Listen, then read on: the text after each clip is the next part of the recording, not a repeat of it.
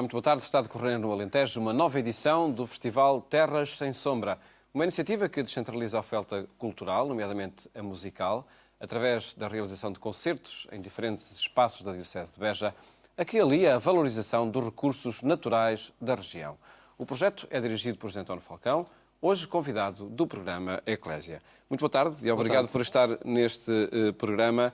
Diálogos musicais no sul da Europa. O tema para esta edição do Festival Terras Sem Sombra, com que novidade traz esta edição? Numa altura em que o sul da Europa e toda a bacia do Mediterrâneo estão a ser um pouco esquecidos, nós pretendemos realmente cada vez mais reivindicar a nossa identidade e mostrar que dentro de uma grande Europa existem depois especificidades do ponto de vista cultural, mas também do ponto de vista artístico e religioso, que devem ser tomadas em consideração. Para redescobrir algo que estava esquecido pela própria história? Há um grande património aqui que a música traduz. Em primeiro lugar, é um património devocional. Realmente, grande parte da nossa identidade cristã funde-se neste conjunto. Nós sabemos que desde o século II e desde o século III essa presença se foi firmando de maneira muito forte e chegou até aos nossos dias. Por vezes ela está aí, topamos com ela, mas não a reconhecemos. E precisamente a grande música sacra, que se forma, sobretudo a partir dos finais da Idade Média e que depois percorre toda esta história desta zona do continente, é um património comum, de que nos orgulhamos muito e que, aliás, conduz depois a fenómenos tão tipicamente portugueses, como é o caso do canto alentejano, que não é algo isolado, que vive por si, mas, pelo contrário, é, digamos, um azulejo dentro de um conjunto. Tem as raízes nesse património histórico também musical. Indubitavelmente. E é um património de grande beleza, de profunda espiritualidade, que nos reconduz muito ao encontro daquilo que é a nossa própria matriz cristã e que, por outro lado, está aí debaixo dos nossos pés. É apenas redescobri-lo.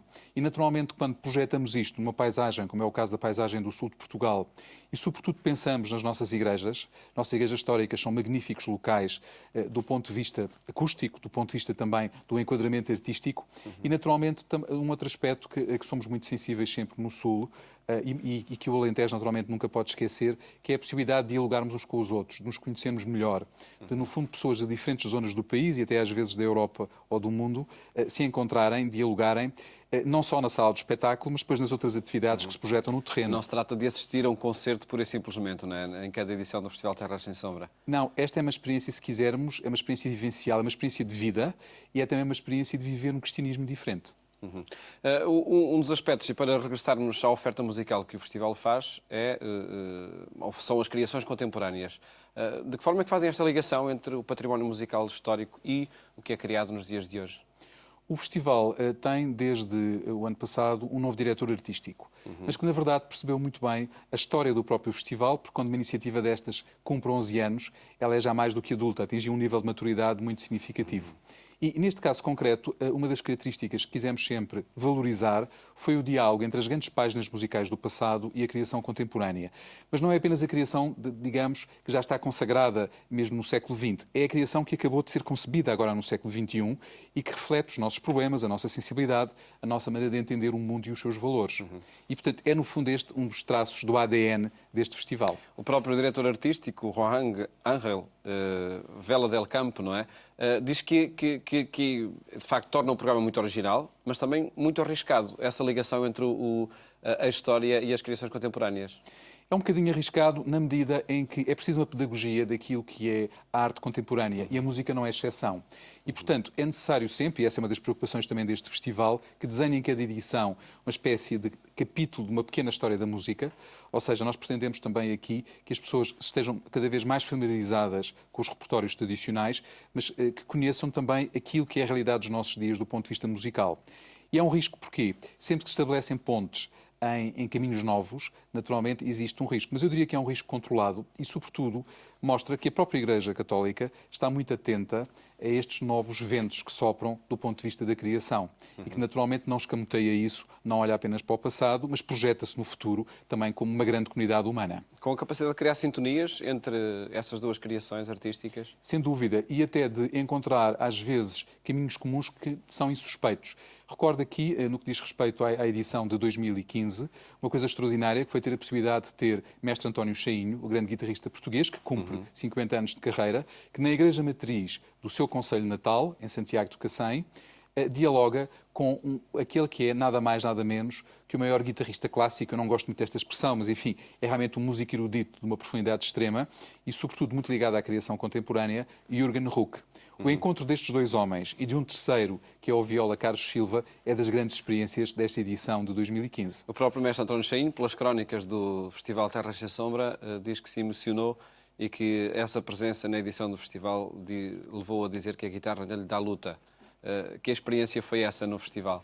Foi a experiência realmente dele próprio se confrontar com um espaço diferente, um espaço que lhe diz muito, naturalmente, num contexto em que, visivelmente emocionado, ele lança a sua criação e encontra repercussão disto junto de dois grandes artistas, um dos quais alemão, que naturalmente não estava familiarizado com aquilo que ali fizemos. Foi uma experiência também do ponto de vista humano, profundamente espiritual, e que nos marcou a todos, que tivemos a possibilidade, enfim, de acompanhar de perto esse espetáculo, que tinha a igreja, isso é uma das características do Festival Terras Sem Sombra, absolutamente cheia. Nunca havia mais um alfinete dentro daquele grande espaço.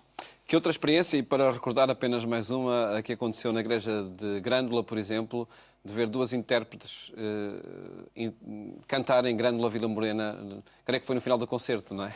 Foi também algo muito tocante. Tivemos a sorte este ano de conseguir que o Festival Internacional de Música Sacra nos distinguisse, permitindo que o primeiro e o segundo prémios, o primeiro prémio foi um prémio Revelação, o segundo corresponde já a uma cantora, enfim, muito conhecida. Estamos a falar de duas grandes vozes, Patrícia Anekova e Celeste Banks. Estamos a falar, enfim, de figuras que vão triunfar ou já triunfam nos palcos internacionais. Tê-los connosco foi uma coisa... Foram prémios internacionais, não é? De Roma, Foram prémios creio. internacionais com milhares de candidatos de todo o mundo, em Roma, debaixo, enfim, de um acompanhamento muito direto, naturalmente, das pessoas especializadas em música sacra. Trata-se, no fundo, de escolher os intérpretes que vão vir a triunfar nos próximos anos. E uma delas, por exemplo, já pisa neste momento o La Scala de Milão, que é, enfim, é a grande referência, naturalmente, em Itália, e outras estão-se a projetar internacionalmente. Portanto, foi uma grande honra, uma grande satisfação para todos nós isso. Mas, de facto, inserir a Grândola nessa noite. Foi uma iniciativa, naturalmente, que partiu delas. Nós próprios ficámos surpreendidos com a sugestão, mas acolhemos-la. Porque a Grândola, mas a surpresa foi por causa de ser cantada no interior de uma igreja? Ou... Foi, sobretudo, por ter aquelas vozes tão especializadas em repertórios específicos de música sacra a entoar a Grândola Vila Morena. Foi algo que, enfim, todos nós rompemos em lágrimas, porque percebemos que a música é, no fundo, também ela um grande veículo de fraternidade e que nos conduz àquilo que temos de mais interessante dentro de nós próprios, e isso passa também por uma aproximação em relação aos outros. Houve pessoas que naquela noite se reconciliaram naquela igreja, e isso é uma coisa que nós não poderemos jamais esquecer. Acredito que a cantar a Grândola não estiveram só duas vozes, mas rapidamente todas as que estavam presentes. Toda a igreja acompanhou e mais, tivemos que repetir mais do que uma vez, porque as pessoas não despegavam, literalmente. Por outro lado, tínhamos a presença também de uma grande pianista, que naturalmente também ela deu um contributo muito importante para a grande qualidade musical deste espetáculo, que aliás tem sido algo que a crítica e felizmente também o favor do público tem distinguido, é que realmente o Terras Sem Sombra tem procurado situar-se ao melhor nível dentro dos repertórios e dos intérpretes convidados. Enfim, dos vários concertos que já passaram por diferentes espaços do Alentejo, algum outro que fique na história da edição deste ano? É sempre para mim muito difícil dizê-lo, até porque eu próprio muito ligado pessoalmente a estas terras, a estas igrejas. Mas Castro Verde, Basílica Real, é claramente uma referência. É um daqueles sítios em que, pela voz de Carlos Mena, que é o grande contratenor da atualidade e que escolheu um repertório de homenagem a Santa Teresa d'Ávila, no momento em que evocamos, enfim, o seu centenário. Santa Teresa é uma mulher que ilumina a Península Ibérica e cujos reflexos chegam até nós com grande intensidade. E então, sentir aquelas músicas numa terra que foi naturalmente evangelizada pelas ordens mendicantes, uma terra que tem uma Basílica Real que reflete, enfim, a vontade do rei magnânimo, esta vontade de Dom João V de edificar ali uma memória às origens de Portugal. E podermos ter Carlos Mena e a Capilha de Santa Maria, nós literalmente ascendemos às nuvens. E, sobretudo, a emoção foi tal que o espetáculo também não findava. Tínhamos um encore e um novo encore e depois um bis e nunca mais conseguíamos pôr cobrar aquilo que as pessoas não deixavam de aplaudir. Esta talvez seja uma das grandes mensagens da música sacra. É que ela toca o coração dos homens e consegue-nos alertar às vezes para termos uma certa carapaça que parece naquele momento fica fissurada e renascemos também nós, graças ao esforço desses grandes intérpretes. E para falarmos depois também das outras iniciativas, seja da proteção da natureza, seja da valorização cultural que é feita, recordemos ainda, a última apresentação foi este fim de semana, dia 20 de junho, é o último concerto para apresentar, em Beja, creio, para apresentar que repertório? O Requiem de Verdi, com a Orquestra Sinfónica do Norte, dirigida pelo maestro Ferreira Lobo, e o coro do Teatro Nacional de São Carlos. Beja é a capital de uma província, é a capital de uma sub-região, é sobretudo a capital de uma diocese e, portanto, nós procuramos sempre, naturalmente, ter isso em conta. E, além disso, a Igreja de Santa Maria da Feira, que é o local escolhido para este concerto, queríamos fazê-lo numa outra igreja da cidade, mas é impossível por motivos técnicos, há fortes limitações a esse nível e, portanto, deslocámos para Santa Maria da Feira. É um local que reúne todas as condições ideais para que uma grande orquestra e um grande coro possam brilhar. E, portanto, vai ser um espetáculo também ele marcante e que iremos projetar depois, mais diretamente no campo, na medida em que no dia seguinte iremos também com os músicos finalizar as nossas ações de biodiversidade deste ano de 2015. Que já passaremos a apresentar. Todo este programa musical termina no dia 4 de julho com a atribuição do prémio Festival Terras Sem Sombra. É um prémio internacional que será em Sines, que se decorre essa cerimónia. Eu não posso ainda revelar o naturalmente o júri. Mas pode dizer o que é que se procura valorizar com a atribuição deste prémio? Portanto, este prémio, no fundo, toca as três grandes áreas de intervenção do Festival Terras Sem Sombra. A música e evidentemente, a musicologia. Portanto, não são apenas os intérpretes, são também todo o trabalho científico e até às vezes técnico que está, digamos, a montante disso. Depois, claramente, o património cultural, que é a grande preocupação do nosso departamento, e foi para o valorizar e para lhe trazer nova vida que este festival surgiu em 2003. E, finalmente, a conservação da natureza através da sua vertente biodiversidade. São três causas nobres, são três causas que devem ser lembradas neste momento. A música pode fazer muito pelas pessoas e às vezes isso é um pouco esquecido. E a música sacra é também indispensável no campo da liturgia e também isso às vezes tem uma certa tendência a ser omitido e, portanto, é nossa obrigação valorizá-la na sua amplitude, se quisermos, internacional.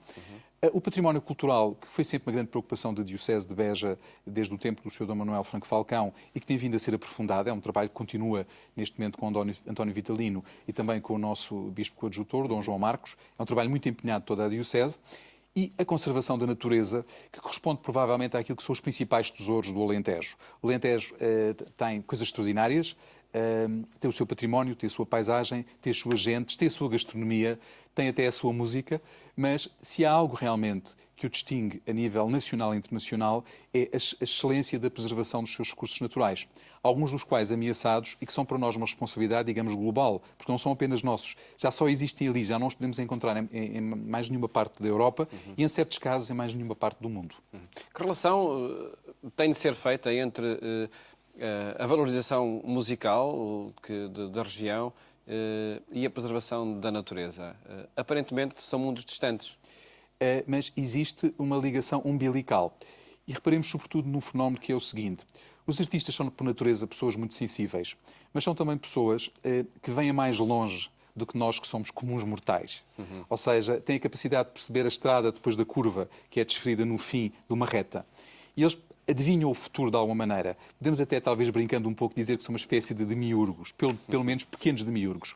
Tudo isto leva aqui a que eles possam dar um contributo absolutamente notável a esta causa, que é hoje essencial, que é, no fundo, a causa da qualidade de vida, que se prende muito com a conservação da natureza. Tem acontecido nos dias seguintes aos vários concertos? Tem acontecido com grande intensidade. Há descobertas novas que têm feito. E com grande repercussão mediática, porque, de facto, os artistas têm apadrinhado árvores, têm apadrinhado projetos pedagógicos. Nós trabalhamos muito com as escolas da nossa região e, particularmente, aquelas que têm projetos pedagógicos virados para a natureza, para a música e para a cultura. E, portanto, isto tem sido uma maneira também de estabelecer pontes. E mais, muitos destes artistas depois escrevem-nos ou voltam ao Alentejo em férias ou em qualquer outra ocasião e querem saber como é que as coisas correram. Se aquela árvore, se aquele pequeno rio que eles ajudaram a limpar, se aquele sítio protegido, tiveram realmente uma continuidade do trabalho. Isto é uma grande responsabilização em termos comunitários para nós e é uma maneira também de conseguir fazer chegar mais longe toda esta dinâmica, porque temos que sensibilizar cada vez mais os decisores, que hoje são, em grande parte, os autarcas, mas esses eu diria que estão já hoje muito despertos para esta realidade. Nós contamos muito com as câmaras da nossa região, são realmente uma grande força neste sentido. Naturalmente, uma colaboração próxima com outras entidades, o Instituto de Conservação da Natureza e das Florestas, que é o organizador depois no terreno destas ações de biodiversidade.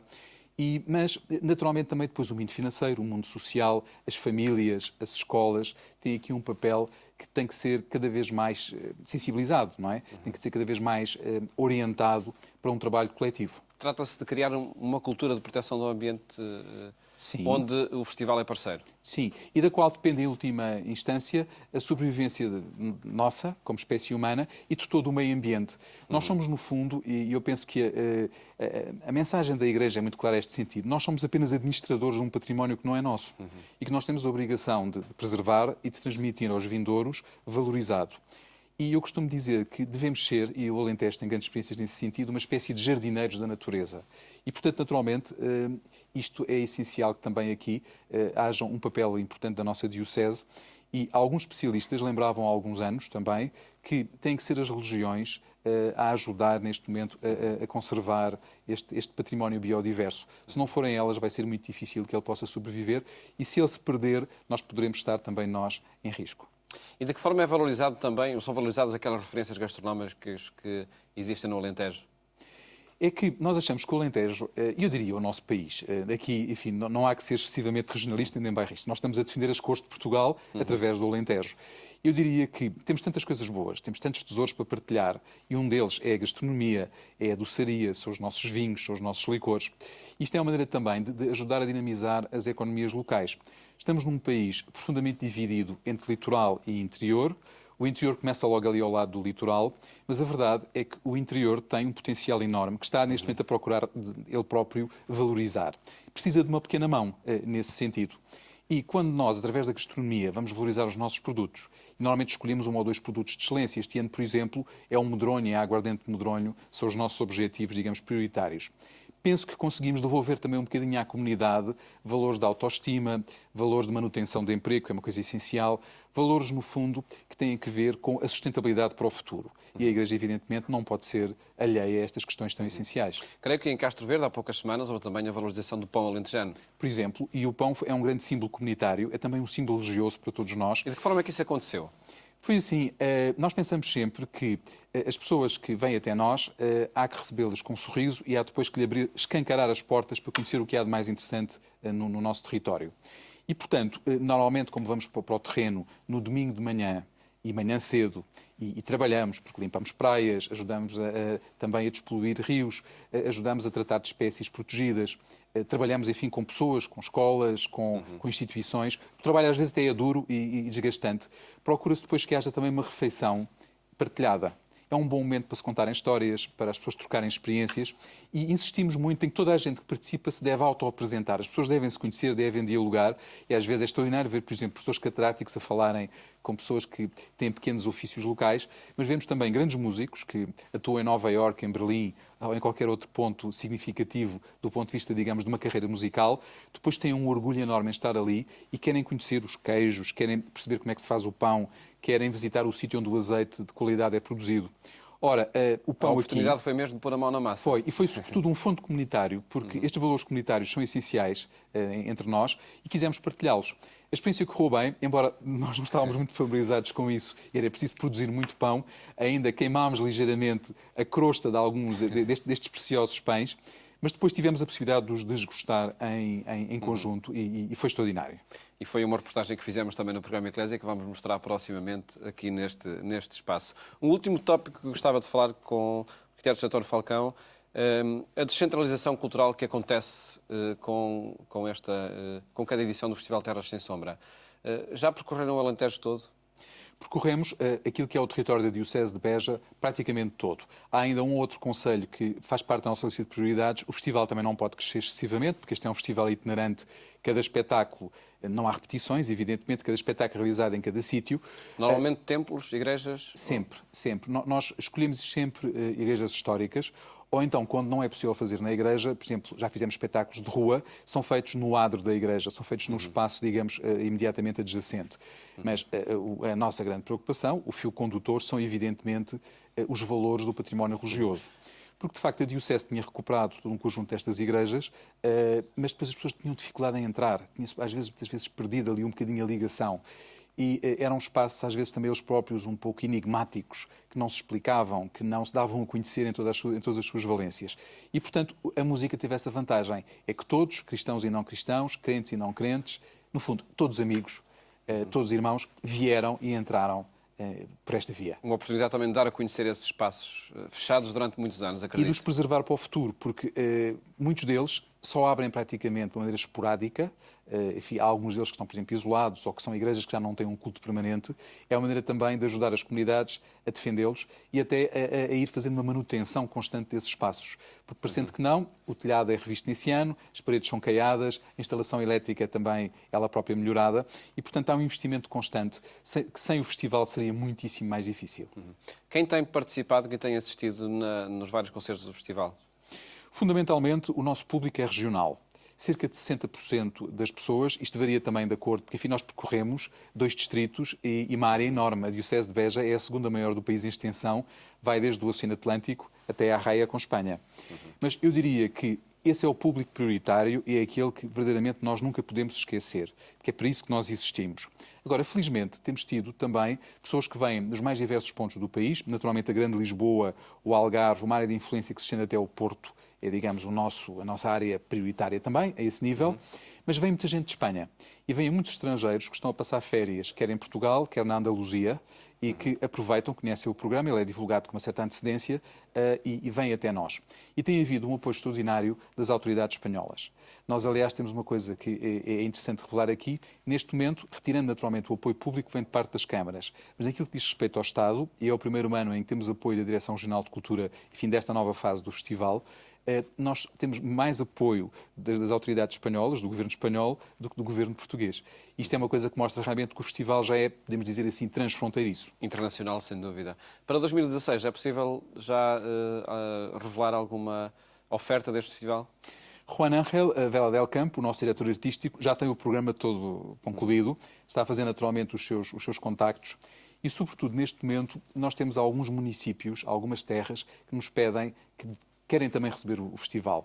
E, portanto, como isto tem que ser sempre em conta a capacidade das igrejas, o número de pessoas que conseguimos sentar e outras condições logísticas, estamos a obrigar ainda a articular um pouco, mas seguramente em novembro teremos a oportunidade de anunciar um novo festival. Arquiteto José António Falcão, muito obrigado por ter estado neste programa e felicidades para esta edição e a próxima que vier. Muito obrigado. Um programa onde quisemos apresentar a edição deste ano do Festival de Terras Sem Sombra. Mais logo acompanhe o programa Eclésia também na Antena 1 pelas 22h45. Votos, boa tarde. Até amanhã, se Deus quiser.